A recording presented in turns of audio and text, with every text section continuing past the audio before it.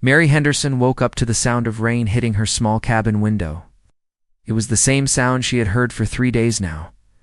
The rain was heavy and did not stop. She looked outside and saw dark clouds covering the sky like a thick blanket. The wind was getting stronger too. Mary was 28 years old and came from Iowa. She'd been living in Dakota Territory for 2 years now. She worked as a schoolteacher at a small school near the Pine Ridge Reservation. When she first came here, everything was different from her home in Iowa. The land was bigger and wilder. The people were different too. Many of her students were Native American children who belonged to the Sioux tribe. At first, Mary felt scared and alone. She did not know much about the Sioux people or their ways. But slowly, she began to understand them. The children in her class were smart and kind. They walked many miles every day just to come to school. Some walked for 2 hours in the morning and 2 hours back home in the evening. Mary began to care about these children very much. She learned some words in their language, which was called Lakota. She learned that Mitakuo Yasin meant all my relations and showed respect for all living things. She learned that Wakon meant something sacred or holy. The children smiled when she tried to speak their language, even when she made mistakes. The school was a simple wooden building with one big room. Mary taught children of all ages together. She had books, a blackboard, and some paper. That was all. But she worked hard to make learning fun for her students. She told them stories and taught them songs. She also learned stories from them about their families and their tribe. Mary lived alone in a small cabin near the school. She had a horse named Belle that helped her get around. Belle was brown with white spots and was very gentle.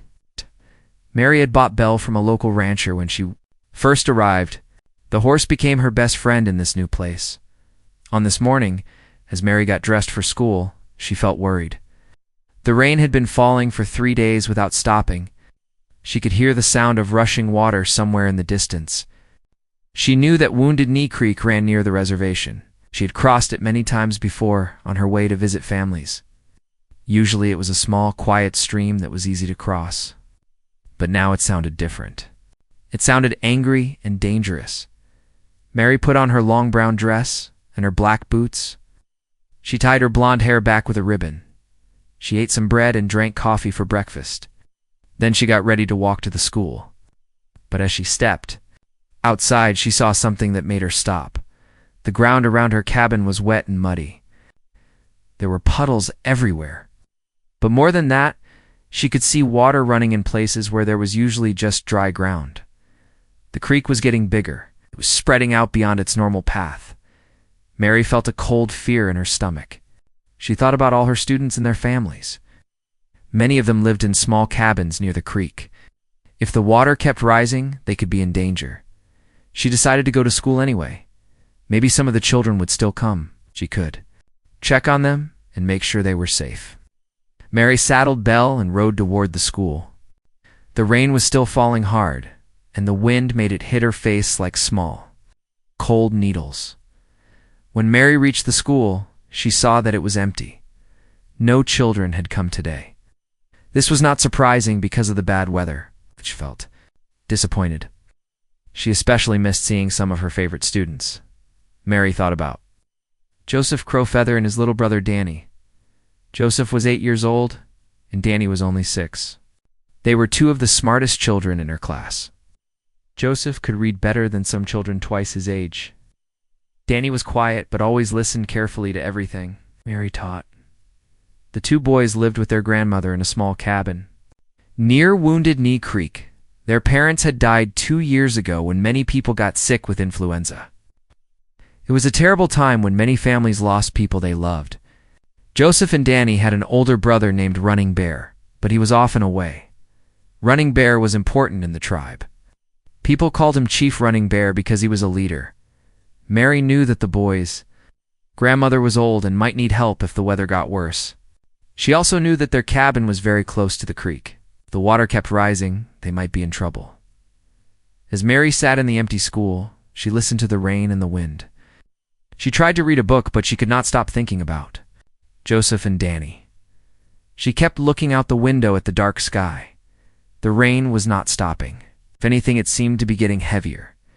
Around noon, Mary heard a new sound. It was louder than the rain and the wind. It sounded like a train, but she knew there was no train track nearby. She went outside to listen better. The sound was coming from the direction of Wounded Knee Creek. It was the sound of rushing water, but much louder than before. Mary felt her heart start to beat faster. The creek was flooding. She thought about all the families who lived near the water. She thought about Joseph and Danny and their grandmother. Were they safe? Did they know how dangerous the flood could be? Mary made a decision. She could not just sit in the school and worry. She had to check on the boys and their grandmother. Maybe they needed help.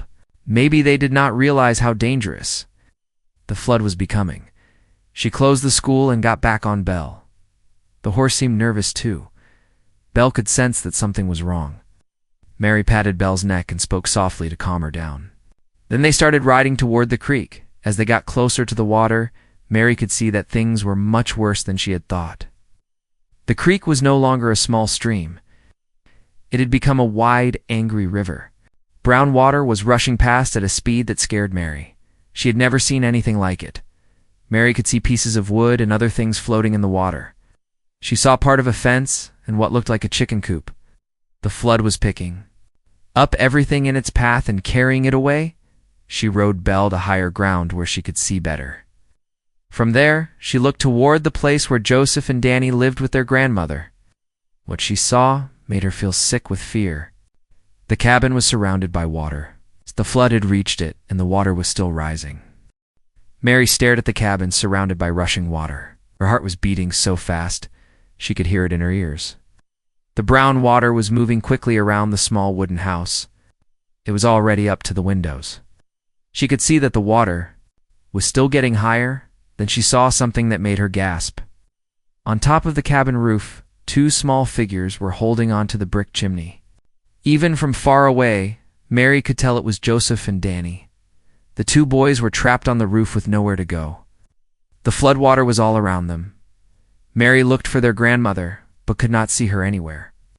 She hoped the old woman had escaped to safety, but she was very worried. The boys looked so small and scared on the roof. Donnie was only 6 years old. He must be terrified. The water around the cabin was moving very fast. Mary could see logs and pieces of wood floating by. There were also parts of other buildings that the flood had destroyed. A chicken coop floated past, spinning in the current. Then she saw a wagon wheel and some fence posts. The flood was taking everything with it. Mary knew she had to do something. Quickly, the boys could not stay on the roof much longer. She could see that parts of the roof were already starting to break apart from the force of the water. If the roof collapsed, Joseph and Danny would fall into the dangerous flood. She looked around for help, but there was no one else nearby. Most people had moved away from the creek when the rain started. The few families who lived in this area had probably gone to higher ground. Mary and the two boys were alone. Mary got down from Belle and tied the horse to a strong tree. Belle was nervous and kept moving around. The horse could sense the danger too. Mary patted Belle and spoke softly to her. Then Mary looked at her saddle and saw the rope she always carried. Cowboys and ranchers in this area always carried rope. Mary had learned to use it when she first came to Dakota Territory. The rope was long and strong. Mary had used it before to pull Belle out of mud and to tie down supplies. She hoped it would help her save Joseph and Danny. Mary tied one end of the rope around her waist. She tied it tight so it would not come loose. Then she tied the other end around the thick oak tree where Belle was standing. The tree was old and strong. Its roots went deep into the ground. Mary tested the rope by pulling on it hard. It held tight. Mary took off her heavy coat and her boots. They would only make it harder to move in the water. She kept on her dress because she needed to stay warm. The water looked very cold. She could see steam coming up from it because the air was warmer than the water. Mary had learned to swim when she was a child in Iowa. Her father had taught her in the river near their farm. But she had never swum in anything like this flood. The water was moving so fast and was full of dangerous things floating in it. She called out to the boys in English and then tried some Lakota words she knew. She wanted them to know that help was coming. She could see Joseph holding on to Danny. The older boy was trying to keep his little brother calm. But both boys looked very scared. Mary took a deep breath and stepped into the flood water. The cold hit her like a punch. The water was so cold, it made her gasp. It was much colder than she had expected. Legs quickly became numb. The current was stronger than Mary had thought it would be. As soon as she got deeper into the water, it tried to push her downstream. She held tight to the rope and used it to pull herself toward the cabin. The rope cut into her hands, but she did not let go. A big log came floating toward her. I see. Mary saw it just in time and pushed herself underwater to let it pass over her. When she came back up, she was coughing and her eyes were burning. The flood. Water tasted terrible and made her stomach feel sick. Mary kept moving toward the cabin. She used the rope to pull herself forward bit by bit. Her arms were getting tired and the cold water was making it hard to move. But she could hear Danny crying, and that gave her strength to keep going. When she was halfway to the cabin, a piece of a broken fence came rushing toward her. She could not get out of the way fast enough. It hit her shoulder hard and spun her. Around in the water, pain shot through her arm, but she held on to the rope. Mary reached the cabin just as a big wave of water hit the roof. She could hear the wood cracking. The roof was breaking apart. She had to get the boys off quickly. Joseph saw her first. His eyes were wide with surprise and hope. He said something in Lakota that Mary did not understand, but she could tell he was happy to see her. Danny was crying and shaking. His lips were blue from the cold. Mary reached up and grabbed onto the edge of the roof. The wood was slippery and wet. She had to be very careful not to fall back into the water. She pulled herself up until she could talk to the boys. She told Joseph that she was going to help them get to safety. She spoke slowly and used simple words. Joseph nodded to show he understood. Mary looked around and saw that they did not have much time. More pieces of the roof were breaking away. Mary told Joseph to tie Danny to her back, using strips of cloth from her dress. She tore her dress to make long pieces of cloth that could be used like rope. Joseph was smart and understood what to do. He tied his little brother to Mary very carefully. Danny was so scared he could barely speak. Mary tried to comfort him by speaking softly. She told him that everything would be okay and that she would take him to safety. She hoped she was telling the truth. With Danny tied to her back, Mary told Joseph to hold on to her tightly. The older boy wrapped his arms around her neck. Mary could feel both boys shaking from fear and cold. Mary took a deep breath and slipped back into the floodwater. Now she had to get all three of them back to shore safely. The rope was still tied around her waist, but now she was carrying 2 children. Everything was much harder. The current pushed against them immediately. Mary used all her strength to hold onto the rope and pull them toward shore. But the water was so strong and the boys were so heavy. Mary was not sure she could make it. Mary held tight to the rope with both hands. Danny was on her back, and Joseph was holding onto her neck. The floodwater was trying to push them all downstream. Mary pulled on the rope as hard as she could, but they were moving very slowly. Water was so cold that Mary could not feel her fingers anymore. Her hands were getting numb, and it was hard to hold on to the rope. Danny was crying softly on her back. She could feel him shaking from fear and cold. Joseph was quiet, but his arms around her neck were shaking too. Mary tried to move her legs to help swim toward shore, but the current was too strong. Every time she tried to kick, the water pushed her sideways. She had to use only her arms too. Pull them along the rope. Her shoulders were hurting, and she was getting very tired.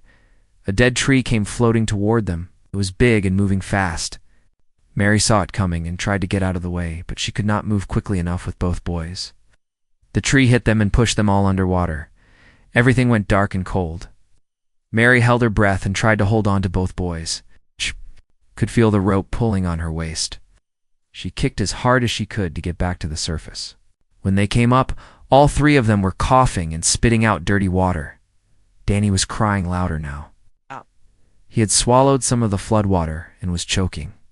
Mary was scared that he might be really hurt.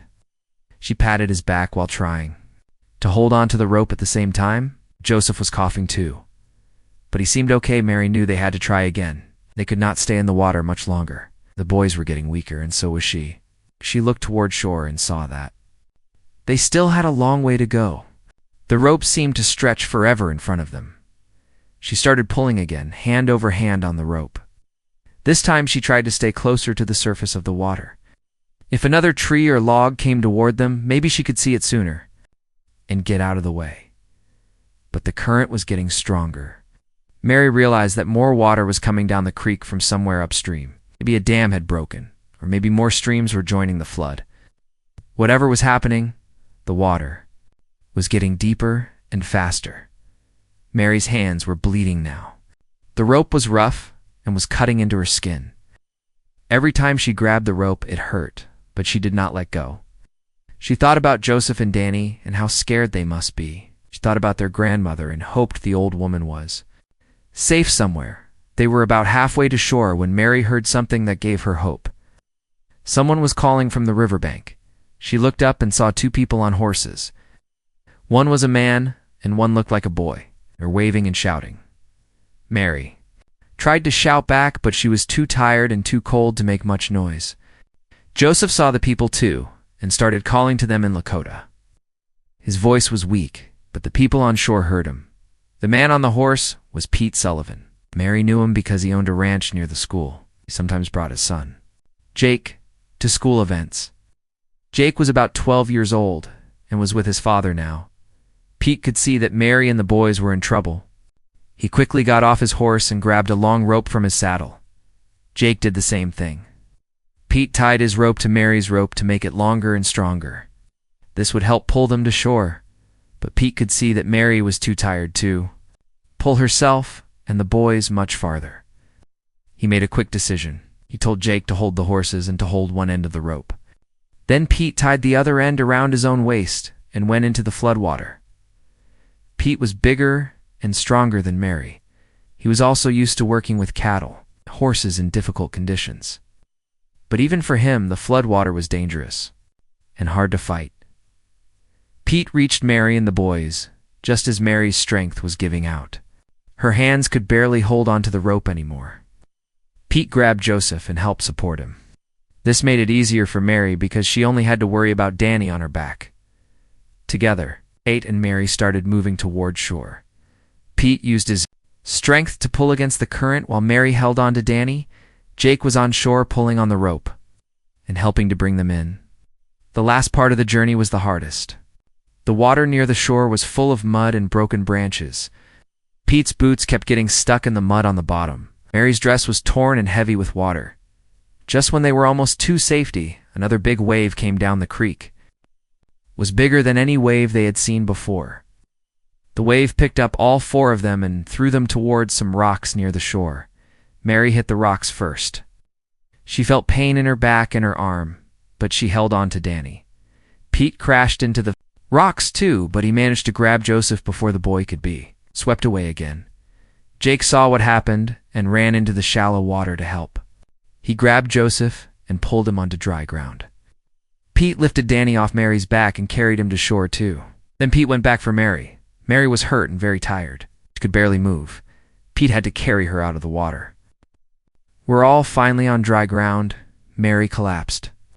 She was breathing hard and shaking from cold and exhaustion. Danny was not moving. His skin was blue and cold. Mary was scared that he might be dead. She had learned some first aid when she was training to be a teacher.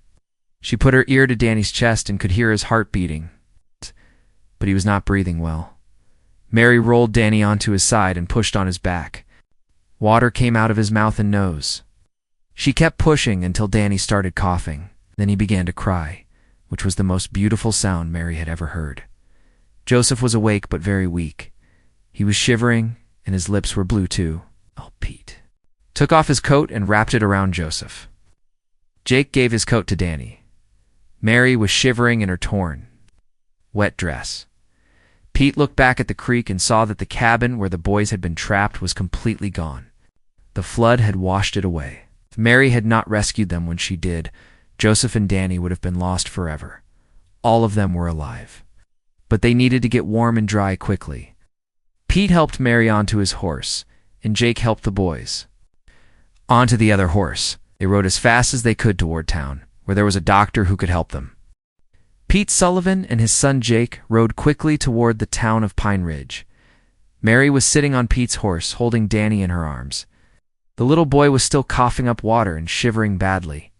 Joseph was riding with Jake, wrapped in the white boy's coat, but he was also very cold and weak. Mary's whole body was shaking. Her hands were cut and bleeding from the rope. Her dress was torn and muddy. She had hit the rocks hard during the rescue, and her back and arm were hurting badly. But she did not care about her own pain. She was only worried about Joseph and Danny. The town of Pine Ridge was small, with just a few stores, a church, and some houses. But it had something very important that they needed right now. Dr. William Laez lived there and had his office in a small building next to the general store. Dr. Hayes was the only doctor for many miles around. He took care of both white settlers and Native American families. When they reached the doctor's office, Pete jumped down from his horse and ran to the door. He pounded on it hard. Dr. Hayes opened the door quickly. He was a thin man with gray hair and kind eyes. He had been a doctor for 20 years and had seen many emergencies, but he had never seen anything quite like this. Dr. Hayes helped Mary down from the horse. She could barely stand up. Her legs were shaking, and she felt dizzy. The doctor could see that she was hurt and very tired, but Mary would not let him look at her first. Mary pointed to the boys and said they needed help right away. Danny was still not breathing normally, and Joseph looked very pale. Dr. Hayes understood immediately. He had Pete carry Danny inside, while Jake helped Joseph walk. The doctor's office was warm and dry. There was a wood stove in the corner that made the room comfortable. Dr. Hayes had clean blankets and hot water ready. He always kept supplies prepared for emergencies like this. First, Dr. Hayes looked at Danny. The little boy's skin was still blue from the cold, and he was breathing in short, quick breaths. The doctor wrapped Danny in warm blankets and listened to his chest with his stethoscope. He could hear water still in the boy's lungs. Dr. Hayes knew what to do. He had treated people who had nearly drowned before. He put Danny on his side and helped get more water out of his lungs. Then he rubbed the boy's arms and legs to help warm him up and get his blood moving better. While the doctor worked on Danny, Mary sat with Joseph. The older boy was scared and kept asking about his little brother in Lakota. Mary did not understand all the words, but she could tell he was worried. She held Joseph's hand and spoke softly to him, telling him that Danny would be okay. Dr. Hayes also examined Joseph. The boy was cold and tired, but he had not swallowed as much water as his brother.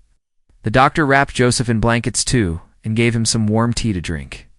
Joseph's color started to come back, and he stopped shivering. So much. Then Dr. Hayes turned to Mary. She had been trying to hide how much pain she was in, but the doctor could see that she was hurt. Her hands were badly cut from the rope. Her back was bruised from hitting the rocks. She also had a cut on her forehead that was bleeding.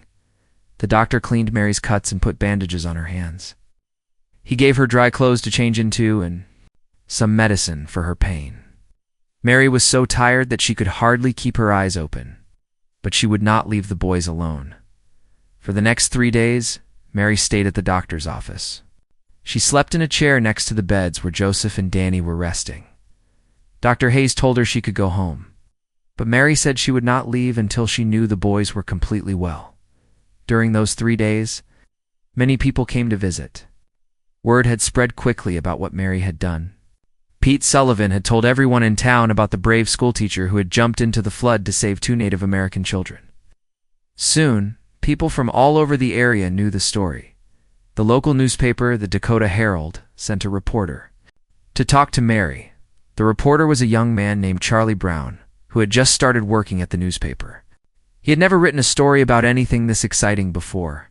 Charlie asked Mary many questions about the rescue. He wanted to know exactly what had happened and why she had decided to risk her life for the boys. Mary told him that she had not really thought about the danger. She had just seen 2 children who needed help, and she could not leave them there. The newspaper story was printed 2 days later. The headline said, "Brave Teacher Saves 2 Boys from Flood." The story told about Mary's heroic rescue and how she had stayed with the boys while they recovered. People from other towns read the story too. And soon, Mary was famous throughout the Dakota Territory. But the most important visitor came on the third day. Mary was sitting with Joseph and Danny, who were both feeling much better, when she heard horses outside. Through the window, she saw several Native American men on horseback. They were dressed in their best clothes and looked very serious. The leader of the group was a tall man with long black hair. He had strong features and carried himself like someone who was used to being respected. Mary had never seen him before, but Joseph and Danny became very excited when they saw him. Joseph called out Running Bear and tried to get out of bed. Danny started crying, but these were happy tears. Mary realized that this must be the boy's older brother, the one they had told her about. Chief Running Bear had returned from his journey. Running Bear came into the doctor's office with 2 other tribal elders. He went straight to his brothers and spoke to them in Lakota. Mary could see the relief and joy in his face as he hugged Joseph and Danny. The boys talked quickly, telling their brother about the flood and about Mary's rescue. Then Running Bear turned to look at Mary. His dark eyes were serious, but Mary could see gratitude in them. He walked over to where she was sitting and stood in front of her for a long moment. Without saying anything, finally, Running Bear spoke in English. His voice was deep and quiet. He said, "You saved my brothers. You risked your life for them. I owe you a debt that can never be repaid." Mary felt embarrassed by his thanks. She told Running Bear that she had only done what anyone would have done. But Running Bear shook his head. He said that what Mary had done was more than just brave. It showed that she had a good heart and that she truly cared about his people. Running Bear told Mary that he wanted to do something special to thank her. He said he was calling for a meeting of the tribal council. It would decide how to properly honor what she had done. Mary did not understand what this meant, but she could tell it was something very important. 2 weeks passed after Chief Running Bear's visit to the doctor's office. Joseph and Danny were completely well now and had gone back to living with their grandmother. Mary had returned to teaching at the school, but everything felt different now. People looked at her with respect and admiration wherever she went. Mary's hands were still healing from the rope cuts, but she could write on the blackboard again. The children in her class treated her like a hero. They asked her to tell the story of the rescue over and over. Some of the older children said their parents talked about Mary at home and called her brave. One morning, Joseph came to school with a message from his brother. Running Bear wanted Mary to come to the reservation that evening. He said the tribal council had made their decision about how to honor her. Mary felt nervous and excited at the same time. She did not know what to expect. When evening came, Mary rode Belle toward the reservation. She had put on her best dress, which was blue with small white flowers. She had also braided her hair carefully and wore her only good pair of shoes. She wanted to show respect for whatever ceremony the tribe had planned. As Mary got closer to the reservation, she saw something amazing. There were many fires burning in a large circle. People were gathered around the fires, more people than Mary had ever seen in one place before. There were men, women, and children from all the different families of the tribe. Some had traveled from far away just for this evening. Mary felt scared as she rode Belle toward the gathering. She was the only white person there. She wondered if she really belonged at this ceremony. But then she saw Joseph and Danny running toward her. The boys were smiling and looked very happy to see her. Chief Running Bear came forward to greet Mary. He was wearing traditional clothes that were beautiful and decorated with beads and feathers. Other tribal leaders were with him, all dressed in their finest ceremonial clothing. Mary had never seen anything so magnificent. Running Bear helped Mary down from Belle and led her toward the center of the circle. Mary could feel everyone watching her. Some of the people smiled and nodded at her. Others looked curious, but friendly. A few of the older people studied her carefully, as if they were trying to decide something important about her. In the center of the circle, there was a special place prepared for Mary to sit. It was covered with beautiful blankets and animal skins. Running Bear gestured for Mary to sit down. She felt honored, but also very nervous. She did not want to do anything wrong or disrespectful. An old man with long white hair stood up and began to speak in Lakota. His voice was strong despite his age. Mary could not understand his words, but she could tell he was telling a story. Sometimes he pointed at her, and sometimes he gestured toward Joseph and Danny. Running Bear quietly translated some of what the old man was saying. He told Mary that the elder was telling the story of her rescue of the two boys. He was explaining to everyone how Mary had risked her life to save children who were not even her own family. The old man spoke for a long time. As he talked, Mary noticed that some of the people in the circle began to nod and murmur in agreement. Children sat quietly and listened carefully. Even the babies seemed to sense that something important was happening. When the old man finished speaking, Chief Running Bear stood up. He began to speak in Lakota, and his voice carried clearly across the circle. Mary could see that everyone was listening very carefully to what he was saying. Even the children were completely quiet. Running Bear spoke for several minutes. Then, he turned to Mary and began to speak in English so she could understand. He said that the tribal council had met many times to discuss what Mary had done. They had talked with the elders and the spiritual leaders of the tribe. Running Bear explained that in all the history of their people, they had never given their highest honors to someone who was not born into the tribe. Their traditions were sacred and had been passed down for hundreds of years. These traditions were not changed lightly, but Mary's actions had been so brave, so selfless, that the council had decided to do something that had never been done before. They were going to make Mary an honorary member of the tribe. She would be given a Lakota name and would be considered family forever. Mary felt tears coming to her eyes. She could not believe what she was hearing. She tried to speak, but Running Bear held up his hand to show that the ceremony was not finished yet. The chief called forward several women from the tribe. They were carrying something that took Mary's breath away. It was a traditional dress, made of soft leather and decorated with beautiful beadwork. The colors were blue and white and yellow, and the patterns were more intricate than anything Mary had ever seen. The women helped. Mary put on the dress over her regular clothes. It fit perfectly, as if it had been made just for her. One of the women whispered to Mary that all the women of the tribe had worked together to make this dress. Each woman had contributed something to make it special. Then Running Bear called forward another elder who was carrying a single eagle feather. The elder spoke in Lakota, and Running Bear translated. He said that the eagle feather was the highest honor their people could give. It represented courage, wisdom, and sacrifice for others. The elder placed the feather in Mary's hair very carefully. Mary could feel the weight of the honor. She knew that this feather meant more than any medal or prize she could ever receive. Running Bear then announced Mary's new Lakota name, said she would be called Emni Wakone, which meant water life. He explained that this name honored how she had saved life from the water and how she had brought new life to their family by saving Joseph and Danny. The ceremony continued with singing and dancing. The whole tribe celebrated Mary's adoption into their family. Children brought her small gifts they had made. Women shared food with her. Men told her stories about the meaning of her new name. As the evening went on, Mary felt overwhelmed by the love and acceptance she was receiving. She had come to Dakota Territory as a stranger, and now she was being welcomed as family by people she had learned to respect and care about deeply. Joseph and Danny stayed close to Mary all evening. They seemed proud and happy that their teacher was now officially their sister.